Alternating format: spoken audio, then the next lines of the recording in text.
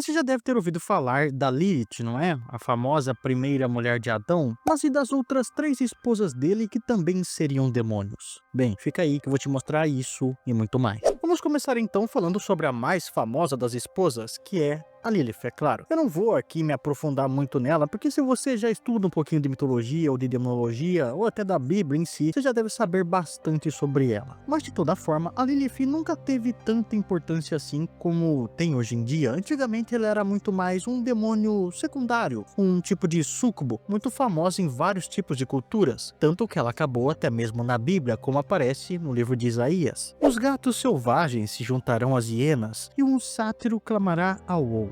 Ali também repousará Lilith e encontrará descanso. Outra coisa que diz no trecho também é para você se inscrever no canal, deixar o like aí e compartilhar o vídeo porque me ajuda pra caramba. Se possível, hype aí também. Se você tiver interesse em aprender mais sobre demonologia em si, eu vou deixar um link aí junto com outros no comentário fixado, que só de você usar ele também vai me ajudar pra caramba, beleza? Dito isso, bora continuar. Bem, é claro que se você for pesquisar aí pelo trecho bíblico que eu acabei de falar, muito provavelmente a palavra Lilith acabará sendo traduzida para outra coisa. Por exemplo, animais noturnos ou criaturas noturnas, já que a tradução do nome dela seria isso daí mesmo, né? Alguma criatura da noite. Além da Bíblia, é claro que ela aparece em outros textos, como por exemplo o Talmud babilônico, e também em vasos de encantamentos do Irã e do Iraque. Ela acaba sendo muitas vezes colocada como uma criatura que vai contra a reprodução da vida, e também, principalmente, contra o parto. No alfabeto de Ben Sira, que provavelmente foi um texto que deixou ela muito conhecida, diz que ela seria a primeira mulher de Adão e teria ido contra ele e contra o próprio Deus, indo contra se deitar com o próprio Adão, o que é claro acabou gerando essa fama dela de ter um comportamento demoníaco. Na Cabala ela também é colocada como sendo o lado sombrio feminino de Deus e também associada ao Samael. No começo a Lilith era uma criatura muito temida, sendo um demônio que meio que atacava crianças e matava elas, o que basicamente um demônio ou uma súcubo tem que fazer mesmo. Só que daqui de uns séculos pra cá, né, digamos assim, ela acabou sendo muito ligada ao feminismo, né, sendo associada a um símbolo de luta e de representatividade. No começo mesmo a Lilith fazia um papel que um demônio tem que fazer, né, uma súcubo. Ela era uma criatura muito assustadora e também atacava e matava crianças. Só que de uns séculos pra cá, meio que ela acabou ganhando um ressignificado. Ela acabou virando um símbolo do feminismo, um símbolo de luta e de independência para as mulheres. De toda forma, a origem da Lilith parece estar ligada à Babilônia, e uma das versões diz que na verdade, quando ela foi criada, ela nem era mulher, mas sim um ser andrógeno, com características tanto de homem quanto de mulher, e depois isso acabou sendo separado. Outra versão ainda diz que na verdade haveriam duas Evas, o Adão acabou não gostando da primeira e com isso Deus acabou criando a segunda. Embora essa última versão seja mais recente, a ligação da Lilith com a Bíblia parece ter demorado um pouquinho, apesar que ela já era muito famosa ali na região pelo menos um milênio antes da Bíblia começar a ser escrita. A primeira menção da Lilith acontece na epopeia de Gilgamesh, que seria a obra mais antiga escrita que conhecemos. Ela também aparece na árvore Ulupu, que seria um poema sumério retirado da Tábua de Ur, que foi escrita pelo menos há 2000 a.C. Mais especificamente ainda, as origens de Lilith estariam ligadas à demonologia babilônica, onde amuletos e encantamentos eram usados para neutralizar os poderes de espíritos alados que atacavam mulheres grávidas e bebês. Lilith logo se espalhou para o mundo dos antigos hititas, egípcios, israelitas e gregos. Isso pode explicar por que no livro de Isaías ela é mencionada sem maiores explicações, como se o autor soubesse que os leitores entenderiam o que ele estaria falando. Além do livro de Isaías, tem alguns trechos em Gênesis que dá a entender que, de certa forma, pode ter existido uma outra mulher além da Eva, e com isso pessoas criam teorias. Em Gênesis 1:27 a 28 diz o seguinte: E criou Deus o homem à sua imagem, a imagem de Deus o criou, homem e mulher os criou, e Deus os abençoou, e Deus lhes disse: Frutificai e multiplicai-vos, e enchei a terra, sujeitai-a, e dominai sobre os peixes do mar, e sobre as aves do céu, e sobre todo o animal que se move sobre a terra. O que dá a entender nesse trecho é que um homem e uma mulher já foram criados. Isso ocorre no sexto dia. No sétimo, Deus descansou, e depois, e disse Jeová a Deus: Não é bom que o homem esteja sozinho, darei uma ajuda idônea a ele. E Jeová Deus fez o sono profundo cair sobre Adão, e ele adormeceu.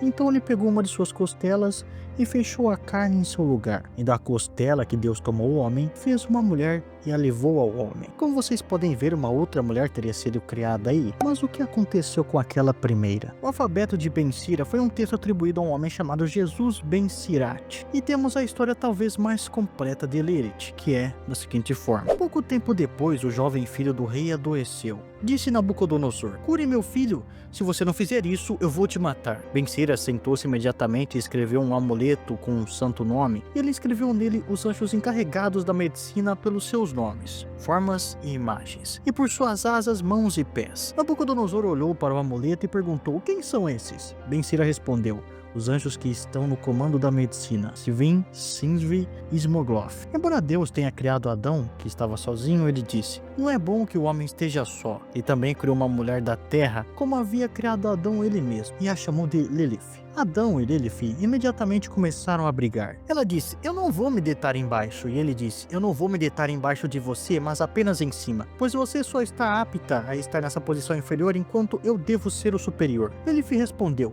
estamos iguais entre si, visto que ambos fomos criados da terra, mas eles iriam não ouvir um ao outro. Quando Lilith viu isso, ela pronunciou um nome e voou no ar. Adão orou diante do seu Criador, o soberano do universo, e disse: a mulher que você me deu fugiu. Imediatamente o santo, bendito seja ele, enviou estes 3 anjos para trazê-la de volta. Disse o santo a Adão: se ela concordar em voltar, o que foi feito é bom. Se não, ela deve permitir que 100 de seus filhos morram todos os dias. Os anjos deixaram Deus e perseguiram Lilith, a quem alcançaram no meio do mar, nas poderosas águas onde os egípcios estavam destinados a se afogar. Eles lhe contaram a palavra de Deus, mas ela não quis retornar. Os anjos disseram: nós te afogaremos no mar. Deixe-me, ela disse. Eu fui criada apenas para causar doenças aos bebês. Se o bebê for do sexo masculino, eu tenho domínio sobre ele durante 8 dias após o seu nascimento. E se for mulher, durante 20 dias. Quando os anjos ouviram as palavras de Lilith, insistiram para que ela voltasse. Mas ela jurou para eles, pelo nome do Deus vivo e eterno: sempre que eu ver o nome de vocês em amuletos e as tuas formas, eu não terei poder sobre aquela criança. Ela também concordou em ter centenas de filhos e morrerem todos os dias. Assim, todos os dias, 100 demônios perecem, e pela mesma razão escrevemos os nomes dos anjos nos amuletos dos jovens e das crianças. Quando Lilith vê os seus nomes, ela se lembra do seu juramento e a criança se recupera. Ygritte ou Agrat seria um demônio da noite e da prostituição. Ela também é uma súcubo, ou seja, ela seduz os homens enquanto eles estão dormindo e coleta suas emissões noturnas, digamos assim. Na Cabala, ela é uma das 4 rainhas demoníacas, as mães de todos os demônios. De acordo com uma crença rabínica de que os espíritos malignos podem se reproduzir, ela é às vezes chamada de Bat Malkat, que significa filha de Malkat. Tem até uma tradição que diz que ela mesma foi fruto de uma relação entre um humano e um demônio. Em uma das versões mais conhecidas da sua história, Ygritte teve relações com o rei Davi, e da emissão noturna dele, né, ela meio que deu à luz a 2 reis gentios que mais tarde se tornaram os seus inimigos. Algo bem parecido com a lenda de Morgana Le Fay e também com o rei Arthur. Em outra versão, ela deu à luz a Asmodeus, o rei dos demônios. Então vieram 2 prostitutas ao rei Salomão. Eles eram Lilith e Ygritte. Lilith, que estrangulava crianças porque não podia fazer delas o véu para si mesma. Ter seus próprios filhos demoníacos não lhe rende o mérito que vem de cumprir o mandamento de ser frutífera e multiplicar-se, e para servir de esconderijo para ela. A segunda seria Ygritte. Uma noite o rei Davi dormiu no acampamento do deserto e Ygritte se uniu com ele em seu sonho. Ele teve uma emissão e ela concebeu e deu à luz a Haddad, rei de Edom. Quando lhe perguntaram qual o seu nome, ele disse: Shimi-Ad, Ad Shimi. Meu nome é Ad e Ad é meu nome. Eles o chamaram de Ashmedai. Ele é Ashmedai, o rei dos demônios, que privou Salomão de sua realeza e sentou-se em seu trono. Ele era o demônio Doppelganger de Salomão, e portanto ele era semente do rei de Edom, pois ele veio do lado do reino do mal. Todas, que seriam as 4 rainhas demônios, né, Lilith, Ygritte, Mahalat e Naamah, e todas as suas cortes dão à luz a filhos, exceto Lilith. Enxefe é uma figura conhecida por vários nomes e títulos, como a mulher da prostituição sagrada e profana, a mulher da prostituição, a 5ª esposa de Adão, a mãe dos demônios, a rainha do inferno e até a noiva de Satã. Ela também é chamada de consorte de Belfegor, a esposa de Samael, a devoradora de almas, a rainha dos íncubos e súcubos e a rainha de Quilopoth, entre muitos outros nomes. Bem, na Cabala, Quilopoth seriam cascas ou emanações sombrias da árvore da morte, o oposto de Sephiroth, que são as emanações da divina árvore da vida. Eshet Zanonim, na Cabala, é uma das rainhas de Qlipoth, e ela governa a região de Satariel, que é o domínio dos ocultadores, algo que se opõe e complementa Sephiroth de Binah, o entendimento da árvore da vida. Ela é mencionada em Zohar 1.5ab, como sendo Ishef Zenanim. Nas histórias judaicas diz que ela seria a que devora as almas dos condenados. No começo, Eshet seria uma mulher humana criada por Deus a partir de um dos lados de Adão, assim como foi com Agrat e Naamah. Foram feitas para ser possíveis parceiras de Adão caso ele rejeitasse Eva. Quando Adão tentou se relacionar com todas elas, as irmãs rejeitaram suas investidas e somente a Eva aceitou a proposta. Depois disso, ela e suas irmãs deixaram Adão e Eva para trás e provavelmente foram escoltadas para fora do Jardim do Éden por Miguel e Uriel. Dizem que Eshet tinha uma certa simpatia por Eva e até tentou se comunicar com ela além dos muros do jardim.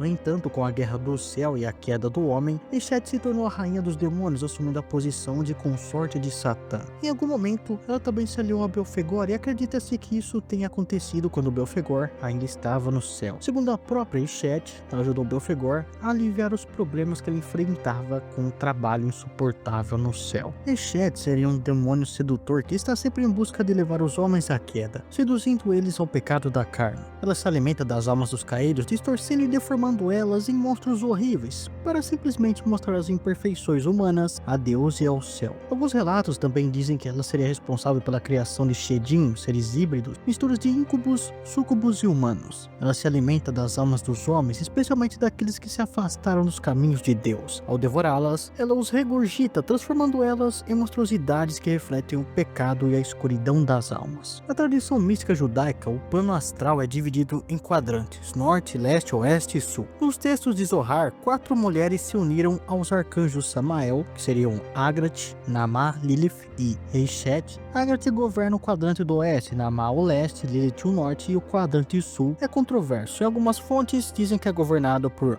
Mahalat ou Rahab, ou então pela que a gente está falando aqui. Eshet é a mais jovem e sábia das esposas de Samael, governando o quadrante do sul, geralmente associado às terras do Egito, e na Cabala ela é um demônio sedutor, sempre tentando atrair os incautos para os pecados da carne. De todas as mães de demônios que eu falei aqui, somente Naamah é realmente descrita como sendo uma mãe de realmente um importante demônio, sem contar as várias versões, é claro, mas a principal ela seria a mãe de Asmodeus. O nome de Naamah aparece pela primeira vez no livro de Gênesis, no capítulo 4. O texto descreve ela como sendo filha de Lemeque e irmã de Tubal-Caim, que faz parte de uma linhagem começada pelo infame Caim, o primeiro assassino da história, e que segue com Enoque, uma figura bem interessante que não existia mais, pois Deus o teria levado, e que em algumas tradições é associado também ao anjo Metatron. Assim como o próprio Enoque e sua família, muito pouco escrito sobre Naamah na Bíblia, o que aumentou um mistério ao redor da figura e fez com que, ao longo do tempo, várias histórias e interpretações fossem criadas para ela. Por exemplo, uma Midrash sugere que Naamah seria a esposa de Noé, outra versão coloca como seria esposa dos filhos de Noé.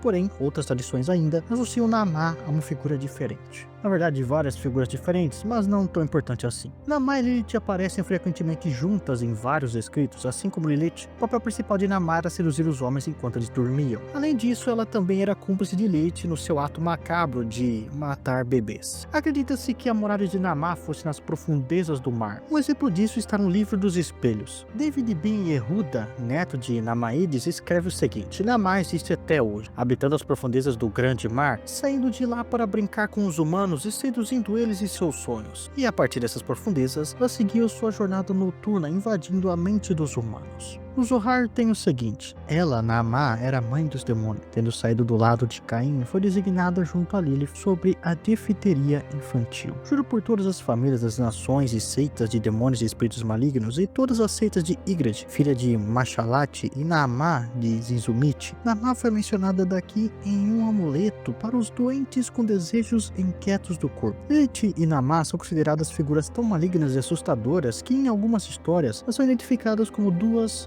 mulheres da noite, digamos assim. Ou em outras versões, Lilith e Igrat, que buscam o julgamento do rei Salomão em uma disputa sobre uma criança, como é descrito em 1 Reis 3. Se você gostou desse vídeo, não esqueça de se inscrever no canal, de compartilhar ele, de hypar aí também, e deixar aí nos comentários algum assunto para um próximo vídeo. A gente se vê na próxima.